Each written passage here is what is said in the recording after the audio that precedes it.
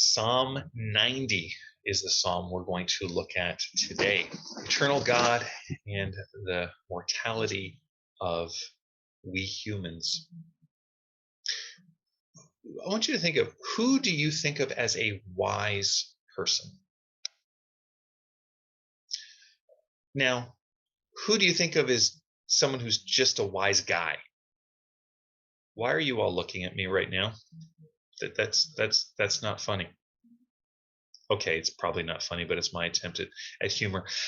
Anyways, right, there's a difference. Someone who's wise and someone who just acts wise.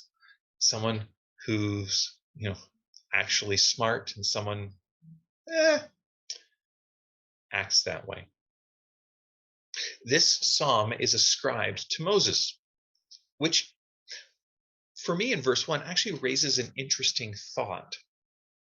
If you know the story of Moses, what country do you think Moses would consider to be his home? Not growing up, but late in life, what country would Moses go, this is my home? Egypt? The wilderness? Canaan? The promised land? That is my home. That's where I'm looking to be. Moses says God is his dwelling place. God is his place of safety and home.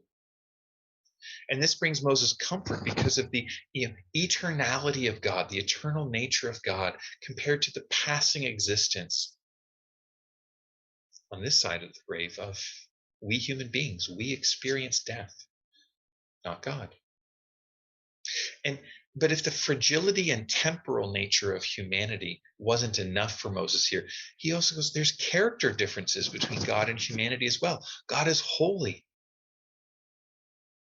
And this is where the psalm takes a turn that maybe we might struggle with or wonder about, because then it goes to God's anger with humanity, and he's justly angry because of our sin. Because again, remember, sin is not just our rebellion against God. Sin is also harmful to those God loves, us, those around us. And Moses knew God's anger. Remember, Moses was barred from entering the promised land because of his sin. And God's like, no, your pride, Moses, you're not fit to lead the nation into the next stage. And so it passed to Joshua. And when God is angry with us, or we feel God is angry with us, when we're processing maybe our own sin, it can feel like God's compassion is far away.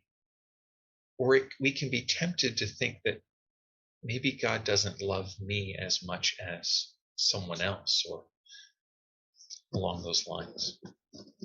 This is where we need to go back to verse 14 in this psalm, like Moses did. We need to trust God's unfailing love, trusting what awaits us. Moses did not get to enter the promised land with that first generation of tribes after the Exodus. But Moses is going to be part of the final promised land, the final rest, as the author to the Hebrews would put it, the new heaven and new earth, when the new Jerusalem descends to the earth and heaven and earth are reconnected, reintertwined fully, completely. Moses will be there. And so when we remember God's unfailing love and the big picture and God's eternality, his eternal nature, when times are troubling us, when we're struggling, we have that future we can look forward to that will be greater than the suffering or the struggling we're going through today. And so I just want to invite you to consider today the difference between God and people. Who do you want in charge? Who are you glad is in charge? We may be struggling today. We may see things in the world around us. As I'm recording this again, I pray that when you hear this, the conflict in Ukraine, the war in Ukraine is over. That peace, a just peace, has been created. Today, it's not the case. One day, the King is returning, and there will be no more war. God, his unfailing love, we can know that is true. May we find comfort in that, whether it's international conflicts or the ones going on inside our very souls. May we find his comfort and peace in his unfailing love today. May the Lord bless you and keep you. May the Lord make his face to shine upon you. May the Lord be gracious to you. And today, would you know his peace? God bless.